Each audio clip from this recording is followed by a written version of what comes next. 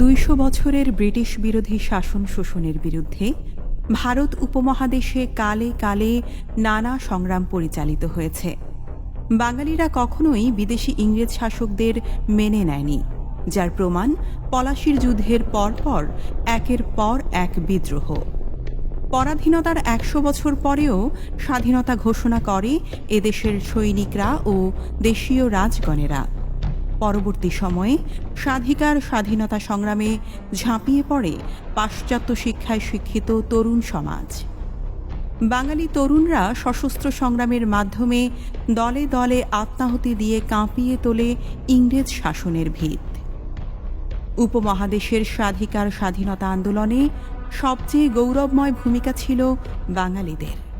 তাঁদেরই একজন মরহুম শেখ রফিউদ্দিন আহমদ সিদ্দিকী, যিনি চট্টগ্রামের ঐতিহ্যবাহী রিয়াজউদ্দিন বাজারের প্রতিষ্ঠাতা মরহুম রিয়াজউদ্দিন আহমেদের একমাত্র ছেলে।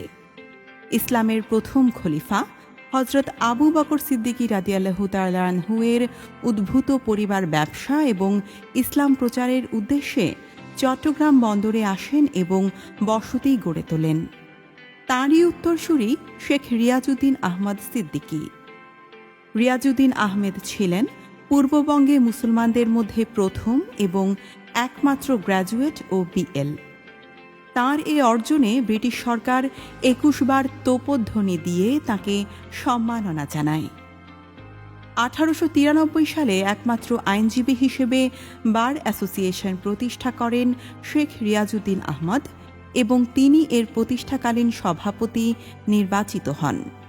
পরবর্তী সময়ে তিনি তাঁর বিশাল ভূসম্পত্তিতে আবাসিক ও বাজার গড়ে তোলেন, যা বর্তমানে রিয়াজউদ্দিন বাজার নামে পরিচিত। তাঁর একমাত্র পুত্র শেখ রফিউদ্দিন আহমেদ সিদ্দিকী শুধু ব্রিটিশ বিরোধী আন্দোলনই নয়, বাংলাকে রাষ্ট্রভাষা করার আন্দোলন সংগ্রামেও রেখেছিলেন অগ্রণী ভূমিকা। ১৯২৯ থেকে ১৯৬৪ সাল পর্যন্ত পূর্ববঙ্গের রাজনীতি ও শিক্ষা বিস্তারে তাঁর অবদান অবিস্মরণীয়।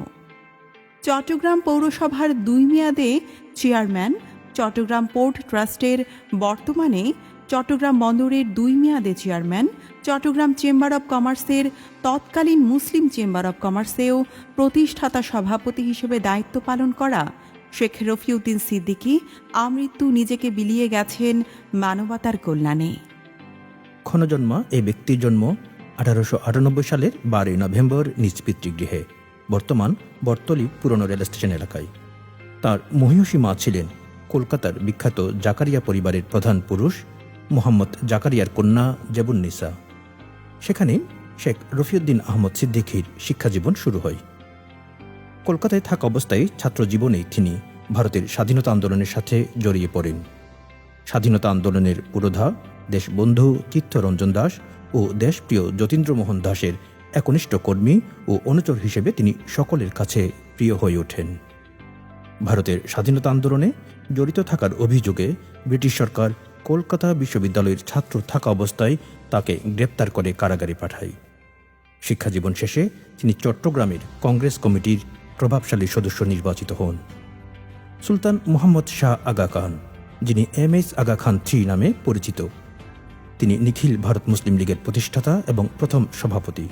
১৯৩৪ সালে বোম্বেতে তার সাথে সাক্ষাৎ করেন শেখ রফিউদ্দিন আহমদ সিদ্দিকী এবং ১৯৩৫ সালে চট্টগ্রামে মুসলিম লীগ প্রতিষ্ঠা হলে শেখ রফিউদ্দিন আহমেদ সিদ্দিকী এর প্রতিষ্ঠাতা প্রেসিডেন্ট নির্বাচিত হন।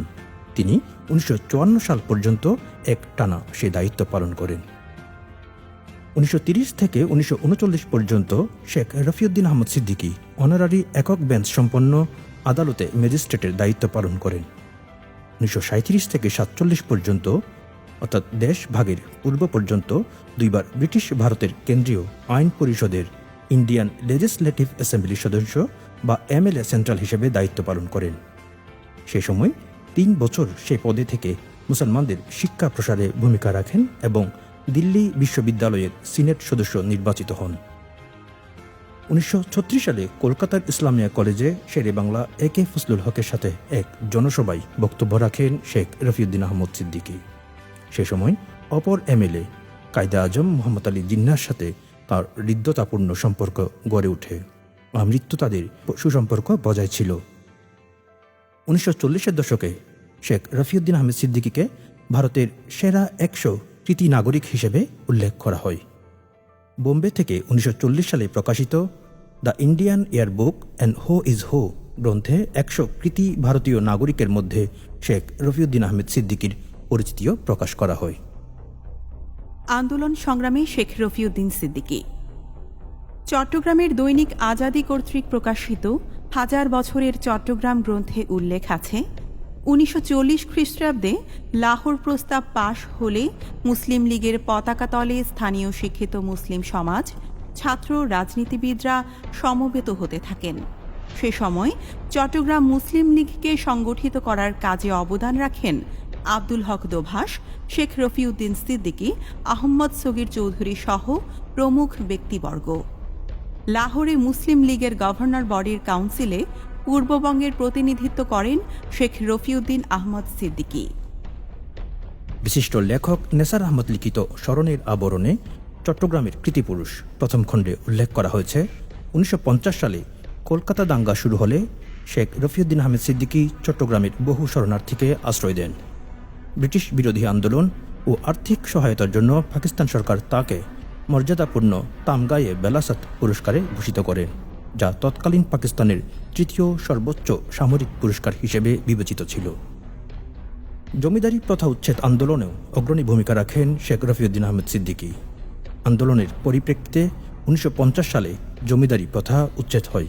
লাহোর থেকে প্রকাশিত সিভিল অ্যান্ড মিলিটারি গেজেটের 1950 সালের 27 জুলাই সংখ্যায় জমিদারি প্রথা উচ্ছেদের দাবিতে ইস্ট বেঙ্গলে শেখ রফিউদ্দিন আহমেদ সিদ্দিকীর নেতৃত্বে সভার সংবাদ প্রকাশ করা হয়। 1952 সালের ভাষা আন্দোলনে তিনি বাংলাকে রাষ্ট্রভাষা করার সংগ্রামে লিপ্ত হন। বাংলার বিরুদ্ধে উর্দুকে রাষ্ট্রভাষা করার পাকিস্তানি ভ্রান্ত নীতির বিরুদ্ধে আন্দোলনে সক্রিয় জনমত গঠনে বিশেষ ভূমিকা রাখেন। শরীফ শমশির লিখিত চট্টগ্রামে ভাষা আন্দোলন গ্রন্থে উল্লেখ রয়েছে, 1948 সালের মার্চ মাসে চট্টগ্রামে তৎকালীন সরকার কর্তৃক নিষিদ্ধ ঘোষিত কমিউনিস্ট পার্টি ও ছাত্র ফেডারেশনের নেতারা এক গোপন বৈঠকে মিলিত হন।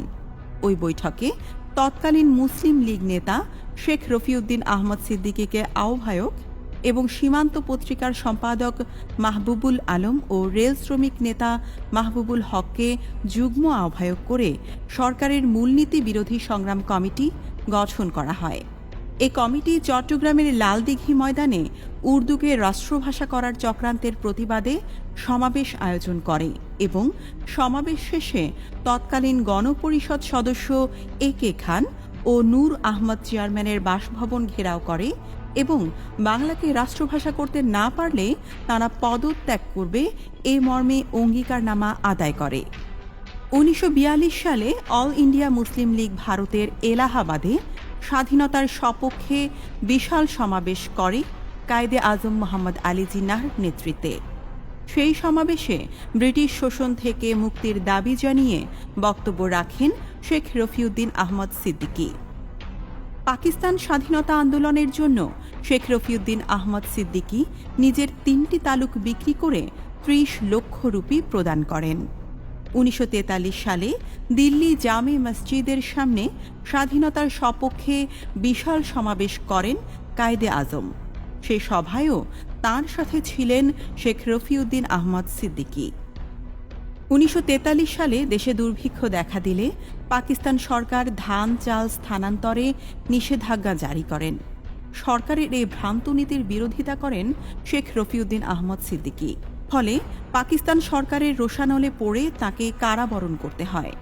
পরে সরকার ভুল বুঝতে পেরে নিষেধাজ্ঞা প্রত্যাহার করেন ও শেখ রফিউদ্দিন সিদ্দিকীকে মুক্তির নির্দেশ দেন।